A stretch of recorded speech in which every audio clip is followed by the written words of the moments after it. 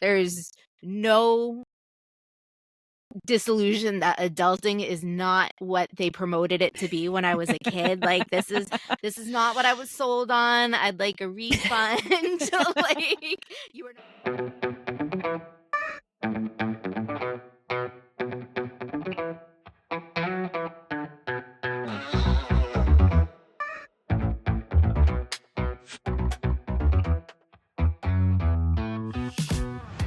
Hello, hello, hello, and welcome to Well Shit. It really is that simple.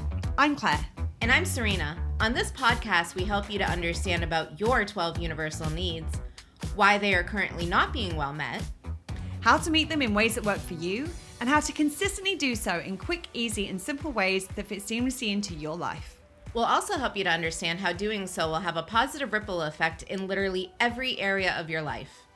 If you like what you hear, come and join the conversation in our Facebook group. And enjoy the show. Hello, hello, hello. Hey, everyone. I had an introduction in my head up until the point I said hello, hello, hello, and now I have no clue, none whatsoever as to exactly. No. Other than actually, this is going to be going out around our birthdays. So it's technically birthday season for us. It's like in between both of our birthdays, Saggy girls. Can you do the confetti thing? Like, yay, it's our birthday. Yay. Yay. Or maybe balloons? Oh, fireworks. Ah. I think one of those is balloons. Yay! Happy birthday. Yeah, I need to really figure out we need to either figure out how to not have it on yours or have it on mine, like so that we can. And if you're listening on the audio, by the way, we're doing the little hand gestures that make confetti and balloons and things come up on the screen. I never knew I threw so many peace signs. Like, well, I think what it is I think it's a little bit like when I do it, like you like talk about like two things, and so you do two things and you don't realize that. Hold on a second, that's also a peace sign until balloons appear on the screen. So there we go. Yay. But today embracing the joy. We are embracing the joy, like birthday joy. And we're kind of doing a little bit of a lead on from our last episode. So in our last episode, we were talking about how to help children with processing their emotions. And we were talking about the need to support children in like the full spectrum of emotions, not just the uncomfortable ones. Because I think sometimes we can get very focused on the uncomfortable emotions. Well, I'm going to get onto the fact that joy can sometimes be an uncomfortable emotion, but we'll get to that in a second. But like the ones that we kind of know as uncomfortable emotions, like sadness and grief and anger and frustration and disappointment, all those sorts of things. Like it can very much we can very much focus our attention on either like not supporting emotions at all, but or like, oh, these are the quote unquote problem emotions. So we have to help children with these ones without realizing. And like Serena, this kind of came from something that Serena said in our last episode, which is like actually encouraging happiness and actually encouraging joy. And it's something that, especially because like, as we talked about in the last episode, children, a lot of the time they will learn more from what we do than from what we say. And because we as adults aren't very good at expressing happiness and joy and what have you, they don't really learn how to do that, which means that those emotions often get a little muted or just unsupported. So why do people avoid joy? And part of the reason is because it can sometimes be uncomfortable to experience joy. And there are other teachers who talk about like the vulnerability of joy and like how and the fact that that is a thing and why that is a thing. But let's put it in the context of needs. And I think that a lot of the time, resistance to experiencing joy is because for a lot of people, joy and anxiety end up going hand in hand with each other. Now, let's go back to look at anxiety. And if you haven't listened to the antidote to anxiety episode, go back and listen to that one. We'll put the link in the show notes. But when it comes to anxiety, there tend to be, four main reasons that people experience anxiety. Either it's a reaction to our needs being unmet in the past, or it's a reaction to our needs being unmet in the present, or it's a fear of our needs being unmet in the future, or it's a combination of the above. A lot of the time it's a combination of the above. I'm about to sneeze. No, I'm not, apparently. No, you're not. That was very anticlimactic. Okay. Now, what does anxiety have to do with joy? Well, let's put this in a needs context. A lot of the time, people associate joy with having their needs well met. Unfortunately, people don't tend to have a lot of experience of having their needs well met. And they also don't tend to have a lot of experience on how to ensure that their needs are well met, i.e., how to meet their needs themselves. So, what often happens is that people are on this, we call it kind of roller coaster self care. But they're on this kind of roller coaster experience of needs through life, which is that there are some moments in life where just because of the circumstances and the situations around you and what is just happening in the world or in your life, you will naturally be at the top of the roller coaster. It's fun, like, yay, everything's great, and we're on top of the world. Not because you've done anything, but not because there's anything particular that's happened, but just because of the circumstance. Maybe you're on vacation, maybe maybe it's the holidays and you're spending time with people you love. Maybe it's you are in a relationship and you're feeling great, or maybe you've given up a job that you didn't like, and therefore you're now in a much better space.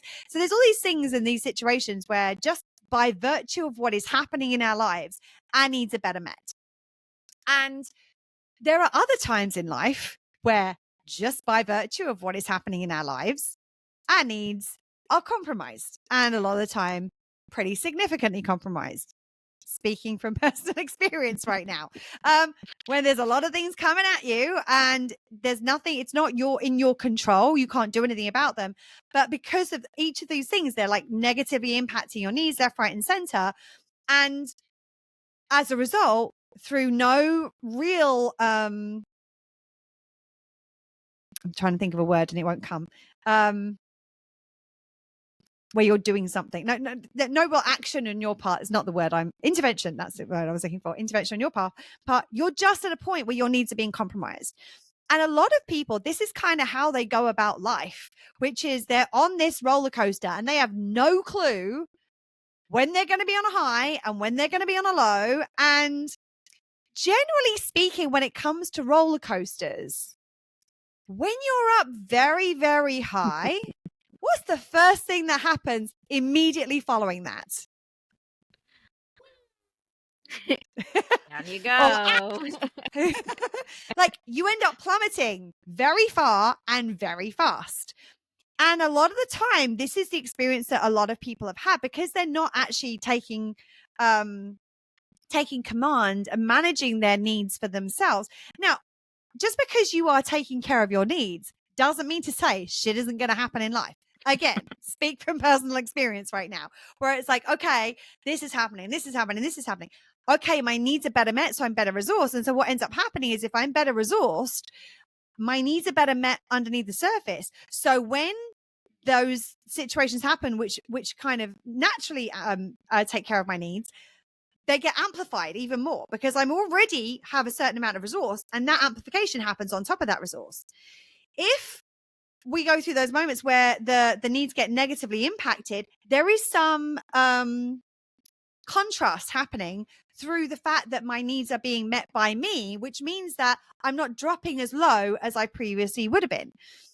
The challenge is most people don't know how to do this. They're not taught that it's our responsibility to do this. They don't know it's even possible to do this. And so they don't do it. So they're just on this kind of up and down through life. And a lot of the time, what ends up happening is that when they're experiencing a moment of very high joy, is that very quickly afterwards, they will end up experiencing a low. And a lot of people, there is this kind of self-preservation thing that kind of happens, that kicks in, where people would rather not experience the high to not then have the contrast of the vast low on the other side of it. So it's like they don't want to go from their needs being really, really well met to being really compromised. So they resist the thing that might get them up there, because to them, it's better not to get high and low and sort of just stay somewhere in the middle than it is to experience all your needs being met or your needs being well met and then your needs being decimated straight afterwards. Because like the discrepancy between those two things pretty significant.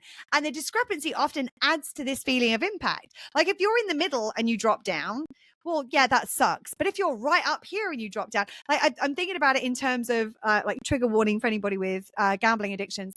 Like if you think about it, if you're only playing with like $20 and you lose $20, you've only lost $20.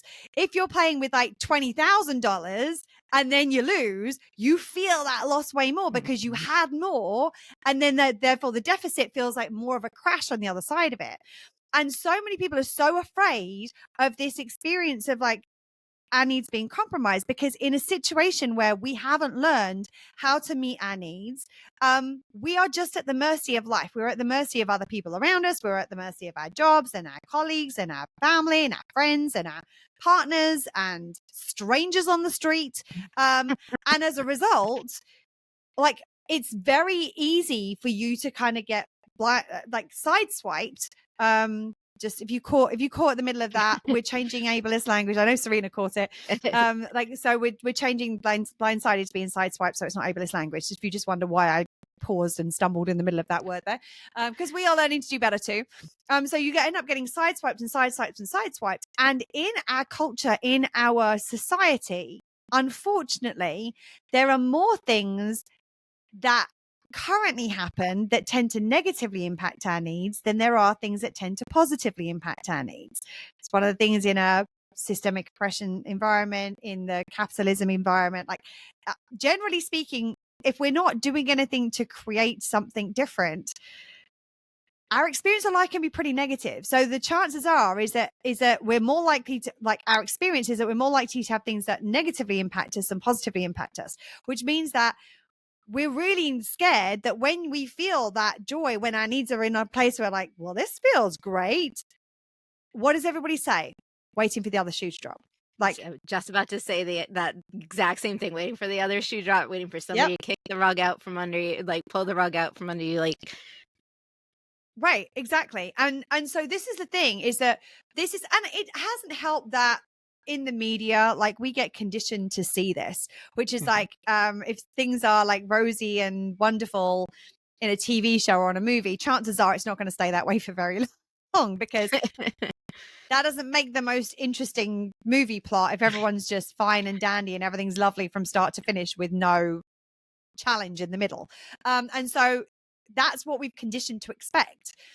And because we've conditioned to expect it, we are therefore reticent to kind of lean into those moments of joy when they are there, because we're so afraid. We're trying to protect ourselves from the impact of having a severe and significant drop within a short period of time. So I'm like, and I know this, like there's so many phrases that we have in just like kind of common parlance, which are like speak to this. It's like, don't want to get my hopes up. Like, I don't want to get excited about this before I kind of know what's going to happen. So it's like we actually, and what we end up doing in that is we actually steal joy from ourselves in the run up to experiencing something. Because the thing about it is, hope is a form of joy. Excitement is a form of joy.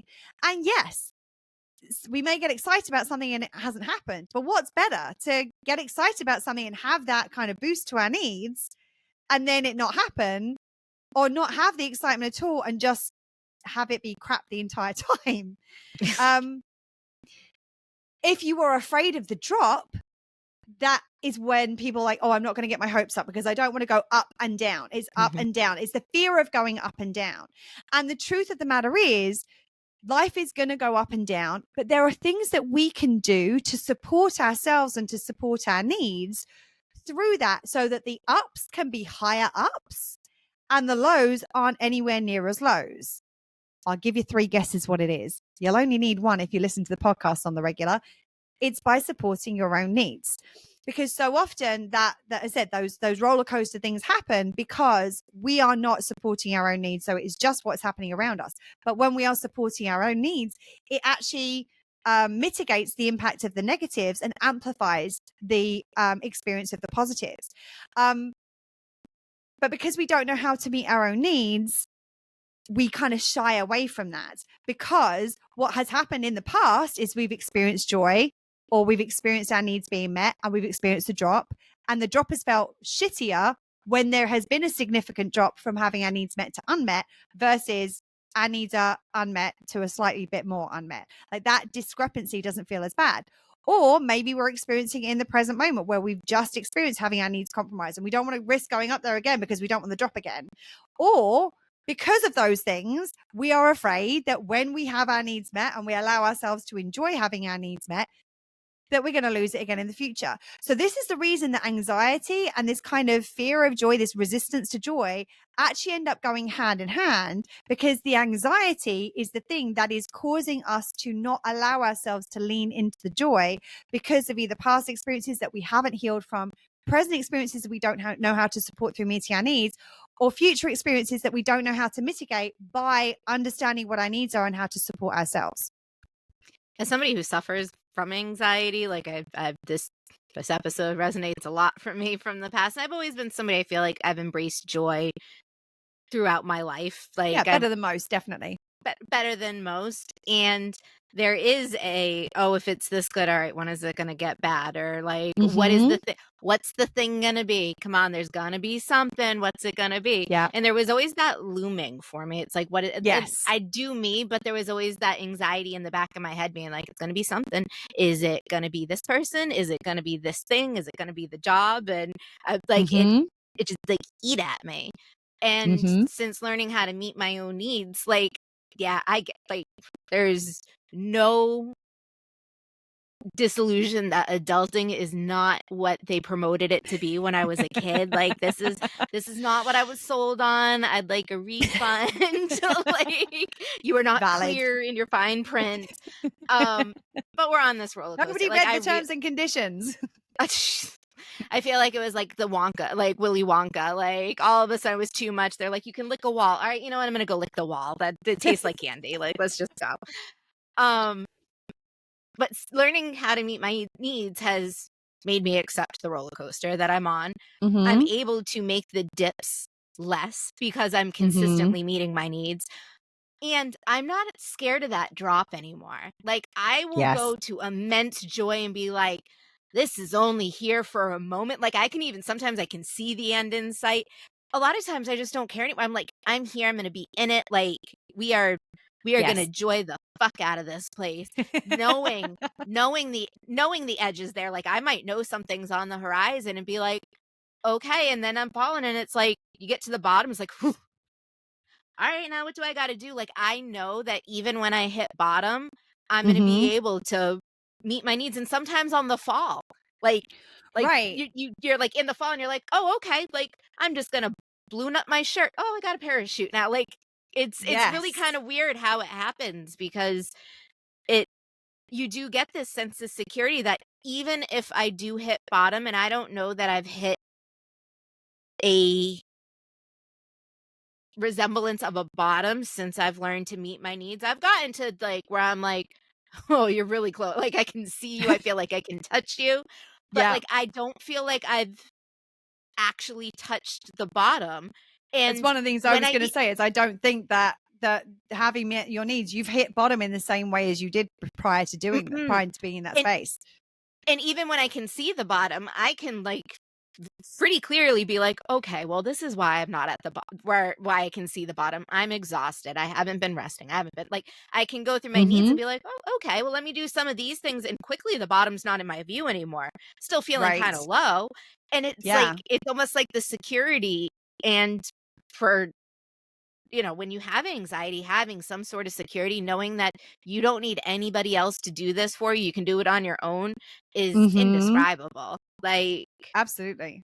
Well, and I think you said something that really important, and I love that we're in each other's heads, because you're literally like thinking like a couple of steps ahead, like where I'm like kind of seeing this going, which is that, like, when you, like, if you know that joy is there, we know that joy is going to resource us. It's going to support our needs in a different way to other things that we can do. So when we're in that moment, we want to enjoy that moment.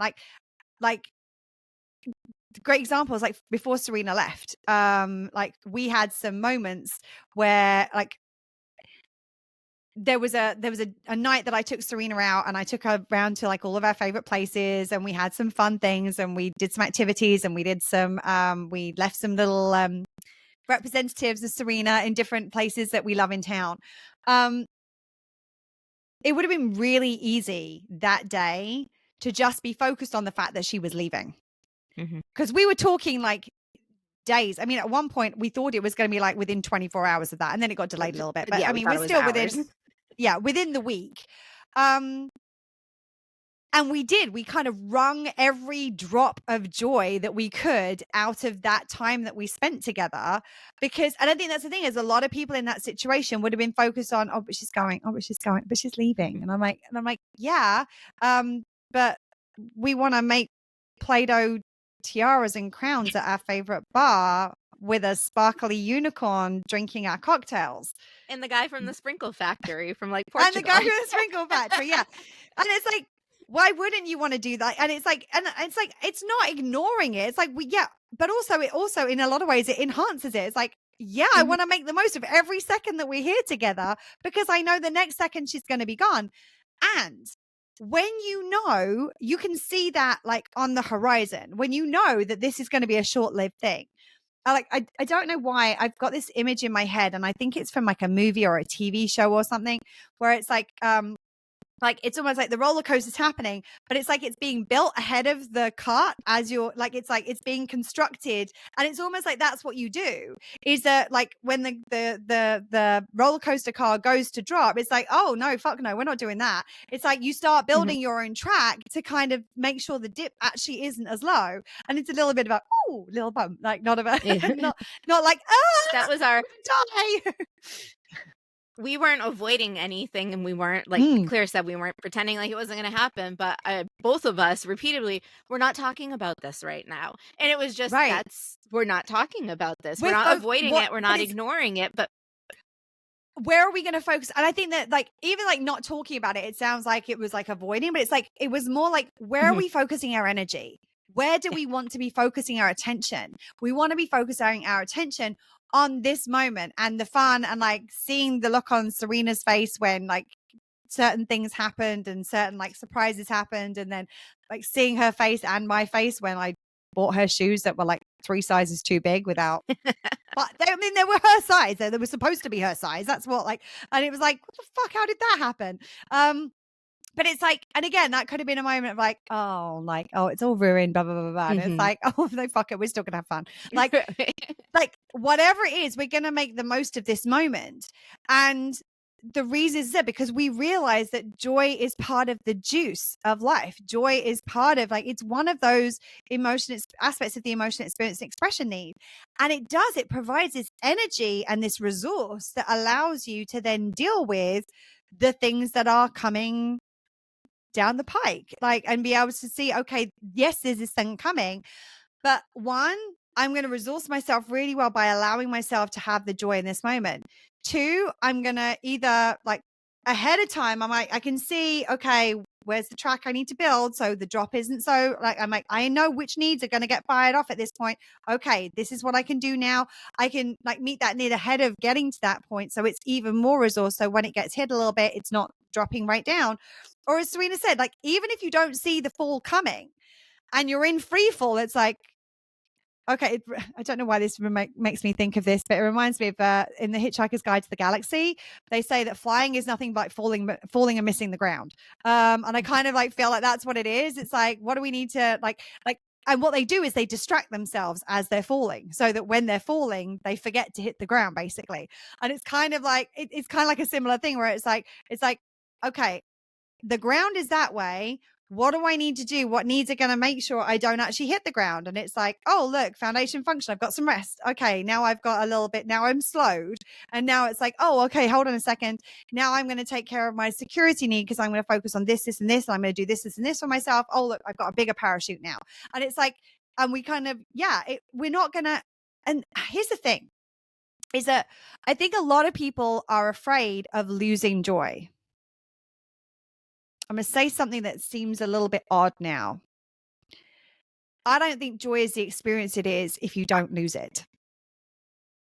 Because I don't believe that if you're at this kind of peak joy experience the entire time, it's also not joy. Like I used to have somebody who like it becomes normalized and there's no, like you need the peaks and troughs in life in order for the peaks to feel like peaks. They don't feel like peaks if they're neutralized. Like I used to date somebody many years ago, and it used to irk me no end that everything was amazing to him. And I'm like, everything isn't amazing, because if everything's amazing, nothing's amazing. And it like reminds me like that. It's like the thing in The Incredibles where they're like, it's like everybody's special. It's like, well, if everybody's special, nobody's special. Like it's like different people can be special in different ways, and different moments are going to be highs and lows. And there's like, and yes, we can do what we can by meeting our needs to mitigate those lows so that we don't like plummet into the abyss. And like, I think we are literally walking proof of this with what both of us have been through in the last couple of years, but certainly the last 6 months. Most people would be like a little speck in the bottom of the abyss going, what the fuck? How the hell do I get out of here? And we're not. And that's not to say we're any better than anybody else. We just have these tools to be able to manage these situations. So like, yeah, if you're going to plummet, it's going to sound like a really odd thing to say. So if you're plummeting, one of the things you're going to experience is a form of grief about the fact that you're plummeting. But if you process that grief, you better meet that need so the dip isn't as low. So if you allow yourself to process the grief, you actually get closer to joy, which is a really odd thing to say. It's a bit of a mind fuck what I've just said there. I'm realizing this, but it's true. And it's like, if you're aware of the things that are going to help you in those moments, if you are better resourced, so that like, and if you haven't already heard it, go back and listen to the episode where we talk about the Star Trek shields, where it's like, build your shields up so that if life impacts you, it hits the shields, not the ship. And we go into that in a little bit more detail. It's a little bit more involved than just that, but in principle, that's basically what we're talking about. It's like resourcing ourselves so that it's like we've already built a certain amount of track. So our track is already at a certain level in the air by having our needs met, which means we're going up and back down to that same level. We're not dropping below because we've already built our track at that level. And then there are moments where it's like, the interesting thing is that when you realize not only can you meet your own needs to better resource yourself to make sure that you don't take these impacts, not only can you do it to mitigate a situation that you see on the horizon before you get there, not only can you do it in the moment that you're falling to slow or even halt your fall, but what's really cool is that when you get into that understanding of like, I have the ability and the power to meet my own needs, at any point in that journey, you can say, I want to create more joy in this moment. Now, it doesn't mean to say you're negating the other things that are present.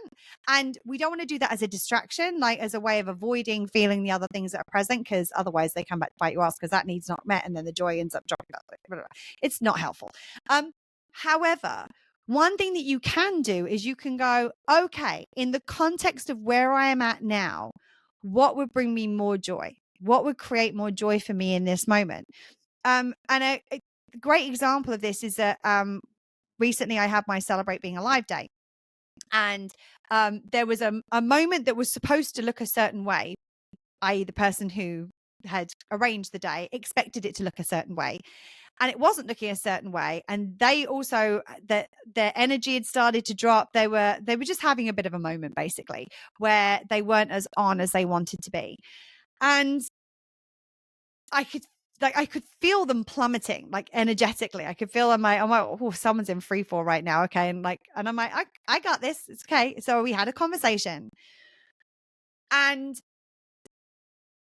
yes, it had been planned to look a certain way, and it didn't look that certain way. So it looked like it was going to be dropping from here to here. And if you're not looking on the video, high to low, basically. But we were midway down, and I'm like, what do we want to create now? What can we create right now? And I just said, I want to have fun. Like, what's the way that we can create fun right now?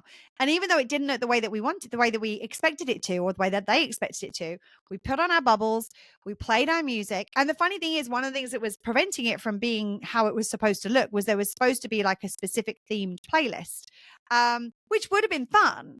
But the cool thing was, because there wasn't a playlist, I had to choose the music. So I got to choose music that probably wouldn't have been on that playlist and was more meaningful to me and brought me more joy because it connected me to people both there and not there in a way that I wouldn't have done if it looked the way it was supposed to do. So what ended up happening was, it was like we were up here and then it like dipped a little bit and then it went back higher than it probably would have done in the first place. And that's not an avoidance thing. It's not about saying, okay, I don't want to experience grief right now, so I'm going to make joy so I don't experience grief. As I said, that don't work. So that's like that. We got to allow the peaks and troughs in order for life to be fulfilling. We're not talking about it as a coping mechanism. Absolutely. We're talking about when we are in a space where we're experiencing neutrality, or we're like, okay, this is where we're heading. Is there another way that we can do this that can create a different experience of joy or more needs being met than where this is heading? And very often there is. I mean, I remember there was a something that Serena and I were trying to get done. Months and months and months we tried to get this thing done. And on so many occasions we went to go and do this thing. And almost every time something happened where the energy was crappy and we were just like, it's not the right time to do this. It's not the right time to do this. And then we were on our way to do it. We had a conversation. I'm like, what are we doing? We're doing it again. This conversation is not the energy we want to be in this. And I turned around to Serena and I was like, okay, what can we do now to shift this energy? Like, we want to be able to do this thing and we want to shift the energy. And the irony is, I think we shifted the energy and I think the place was then closed or something. So we didn't end up doing it that day anyway. But it was like, it was a great reminder to us that we don't have to be at the mercy of the energy around us. Yes, we have to feel what we feel about what is happening in our lives and where we're at and the conversations that are taking place. This is not a distraction. It's not an avoidance thing. But it was a great reminder to both of us that we have the power to shift the energy in a different direction once we've done that. So it's like, yes, we want to go through that process. And also, we've talked about this on previous episodes. There can be joy in going through that process if you know that going through that process is going to bring you to a place of more healing and your needs being met. So you can find joy even in moments which are actually quite uncomfortable, because like I have those moments where I'm like, I'm in a puddle on the floor, but I'm in a puddle in the floor as a part of my healing process to get to the other side where I'm no longer in a puddle on the floor. So there's a part of me that can enjoy that cathartic crying and grieving. Doesn't stop it from being uncomfortable, but there's an element of being able to enjoy that process because I know it's getting me where I want to go. It's almost like this. Go on. It's like talking about the roller coaster. It's almost like the slow up to getting to joy. Like, once you hit that dip, it's like, okay, as I'm processing the more I process, the further up I get to go. And then hopefully we're meeting our needs in advance so that's we're going up real high. Because sometimes you do go up really high and then all of a sudden it's not a drop, it's a swirly do. And then you go up, like, oh, I got really excited and just took my mic out. But like you think it's going to be a drop and you're like, oh no, it's going to drop. And then you're at the same level and you're just corkscrewing or something. Like it's not always the drop at the end. And that's the thing. We sometimes build ourselves up to be like, if I'm here, that means it's going to go to shit. Like sometimes, yes. Right. Not always. And it's like you literally just took the words almost out of my head. Do you imagine being on a roller coaster where everything's just at the same level all the time? There's no ups, no downs, there's no sideways. You're just on a level, and maybe you turn and go on a level the other direction. It would be a really fucking boring roller coaster. Like, who wants to go on that roller coaster? And I get that some people don't like drops or don't like. There are certain motions which, like, physically, but like just from the point of view of a ride in life, any kind of ride, if you're just staying still or just staying at the same point, it's actually really boring. Like I was thinking about the corkscrew, and I'm like, if you're going through the corkscrew, like technically you're going up and down, but it's really fun. Like it's like like, look at this. This is really fun. And like sometimes there'll be an unexpected, like all I can think about is the Hulk roller coaster at Universal Studios in Florida, in Orlando. The Hulk roller coaster, the very first time I go on it, like normally what ends up happening on a roller coaster is that you go up to the top, and then you get to the top and you go, all the way down, and the Hulk, you start going up slowly and you get about halfway up, and this thing catapults you up. So it's like sometimes you get catapulted up. Now, if they catapulted you up and you just kept going, you're going to end up in space. That's not fun either. Like that you need the variety, and like, and the interesting thing is that this element that we're talking about in terms of the variety and possibilities and differences, and that actually is meeting one of your needs that sits in the branches of the universal needs tree. We don't talk about it very much because we need to get the stuff underneath it nice and stable before that point. But it's like we want to have an experience that brings difference. We want to have change. We want to have, and like change can be scary. It's like people talk about like I hate surprises, and I'm like, no, you don't. You hate surprises you don't like. Like if it was a good surprise, you'd like it. It's like I hate change. I'm like, no, you don't. You hate change that you don't want. Change that you do want, you love, right? And then people are like, oh yeah, I guess so. Like, and it's true. And it's like we want to have change, we want to have variety, but what we want to do is be able to utilize this understanding of our needs as a tool to be able to shape and guide and mitigate the drops in this kind of roller coaster that we call life. And there are going to be times, like I love roller coasters. I love those kind of rides. I'm not very good with big vertical drops, as my family will attest. I run out of scream part of the way down. Like, and there's nothing left. And there is something physiologically in my body, which I don't really enjoy about that experience. But I still go on the roller coasters that have that experience, because the rest of it is really enjoyable. And yeah, sometimes I'm like, well, sometimes I got to deal with a little bit of a vertical drop to get to the corkscrew bit that I really like. And sometimes I'll go, you know what? That's not the roller coaster for me. How can I navigate? So I'm going to be on this kind of roller coaster. And there are going to be moments where there are drops. That's just life. There are going to be moments where there's a movement in the roller coaster that your particular system goes, whoop, well, I don't think so. That's not very fun.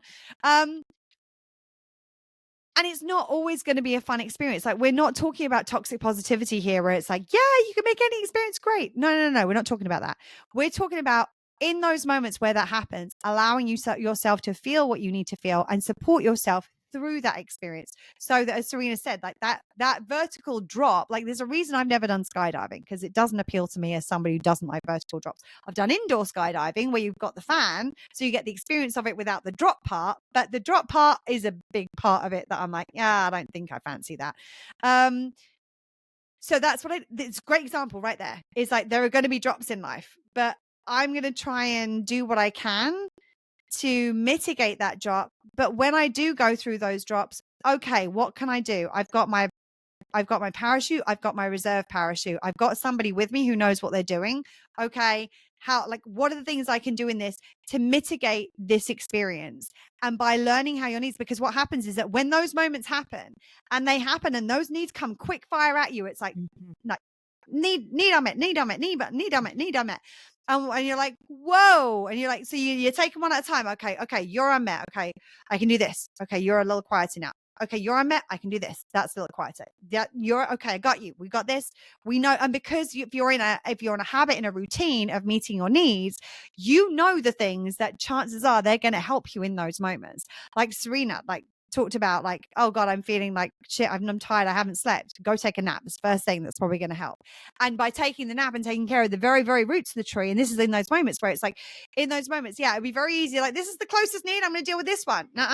We want to start at the bottom of a tree and work our way up, because we know the ones at the bottom are going to make the biggest difference in this situation.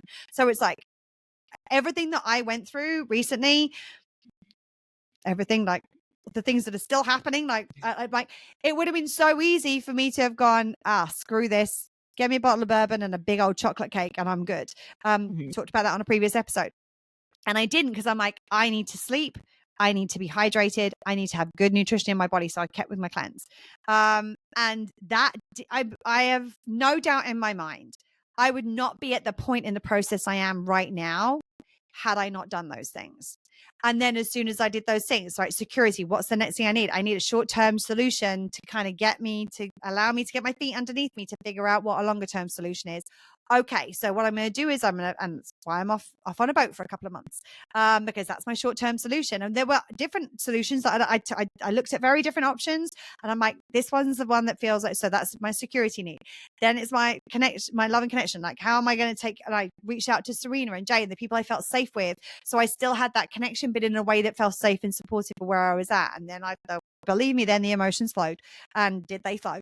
And it's like, but by taking care of them from the roots up, it actually provides a support system for everything that comes above it. So it's like, yeah, okay, personal power. I want to be in choice right now. I choose not to be falling. That doesn't work. Like, it's like, no, I'm going to choose to smile right now. And it's like, well, yeah, you could do that. And maybe that could help, but actually, how about you do something that's going to open the parachute? That's the most important thing. It's like, and like slightly odd example, random examples here. But I think that when you understand in those moments, like when those drops happen, it's not if it's when.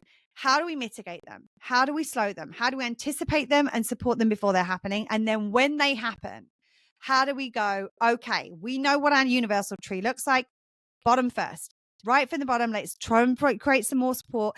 And it's like the 80-20 rule. Like, you're going to get 80% of the benefit with 20% of the effort if you focus on the roots first and then work your way up to the trunk. If you start top heavy and you're trying to take care of the leaves and the fruit of the tree, and it's like the tree's fallen over because you haven't anchored the roots, it's not going to do you a lot of good. But by understanding this is where these tools that we're talking, the needs is more than just it's more than just a model. It's more than just a methodology. It's more than just a process for understanding how to kind of take care of your needs day in, day out.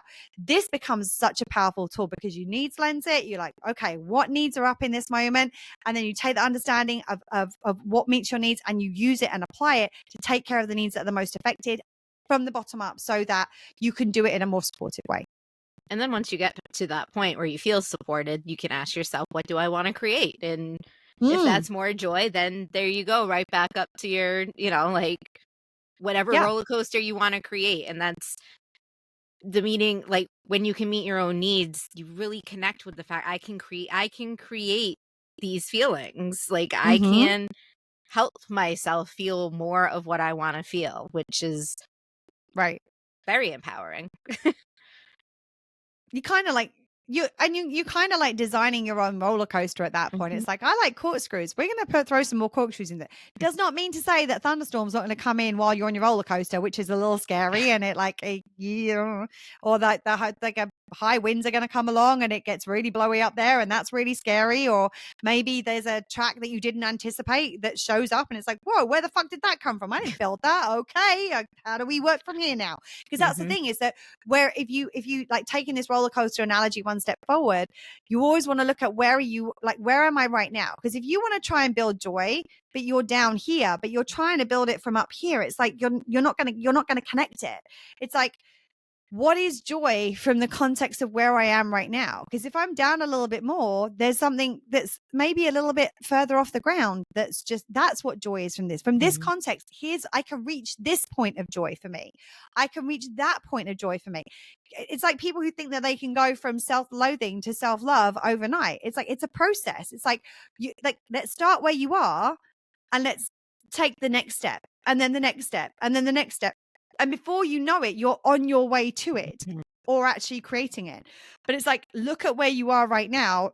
If I'm like, and there have been some moments in the last few weeks, like I can anticipate where I know I'm going to get to in a couple of months' time. And I'm like, yes, I can feel that. And I know it's going to be great when I get there. And that's not where I'm at right now. I still got to be where I'm at right now. So what do I want from where I am now?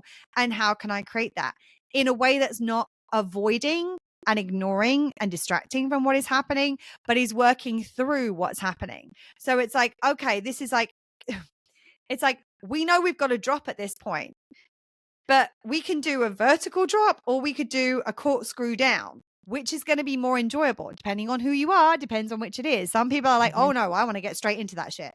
Other people are like, oh, let's ease our way down and then we can ease our way back up again. Like it's like figuring out and really staying connected to where am I at right now?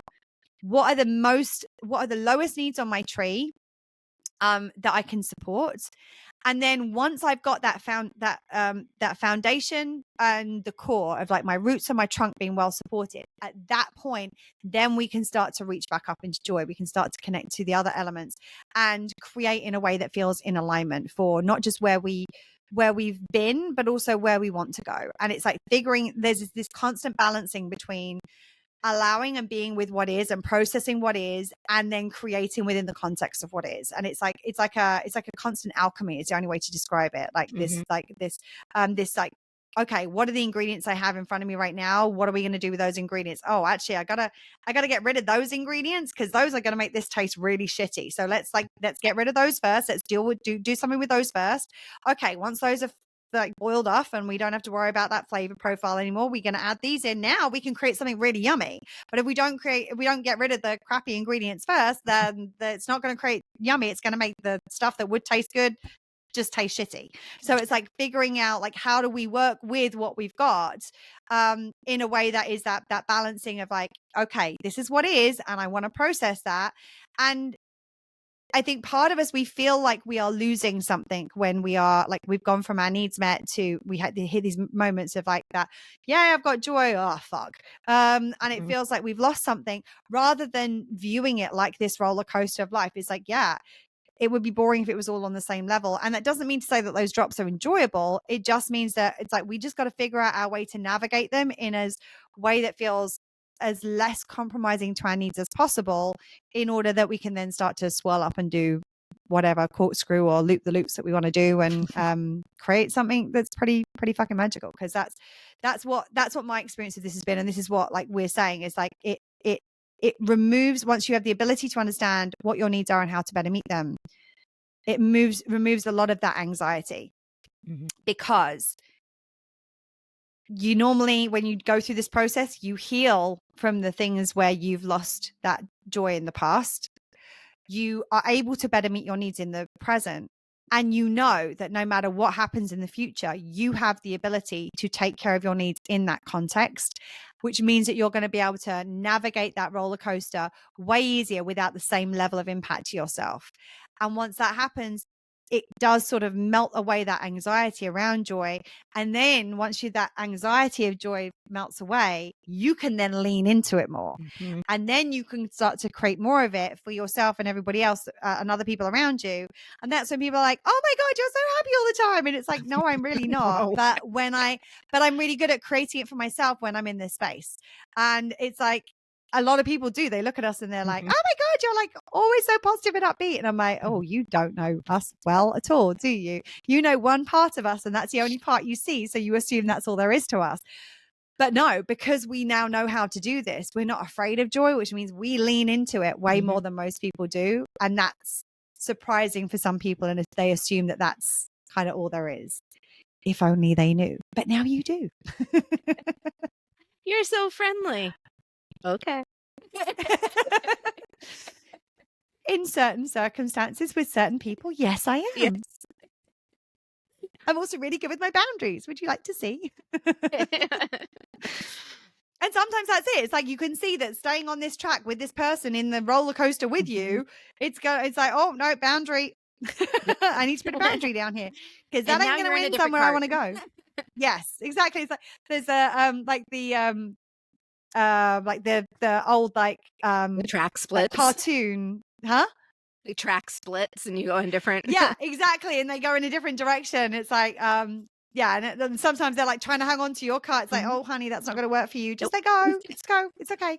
And it's like, but again, like all of this stuff, everything that we're talking is about like this. And it's kind of fitting that we're kind of talking about this like nearing the end of the year, because so many of these things that we're talking about, they are all relevant to kind of creating this really fulfilling experience of life.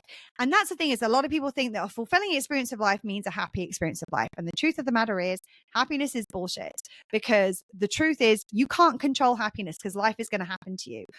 You want to, like in our experience, you want to experience a fulfilling experience of life. And that means experiencing everything that life has to offer, which means the ups, the downs, the lefts, the rights, the loop-de-loops, the corkscrews, and all the things. And by having, you can still fulfill your needs in the context of those drops. And so that's what fulfillment means, is having your needs fulfilled, which means that even when you're in those moments, you can still have a fulfilling experience. You can still be meeting your needs if you're experiencing grief. That can still feel fulfilling, even though it's not happy. And so often, that's the thing, is like, it's like everyone's looking for the happiness roller coaster, and the happiness roller coaster, 1, doesn't exist.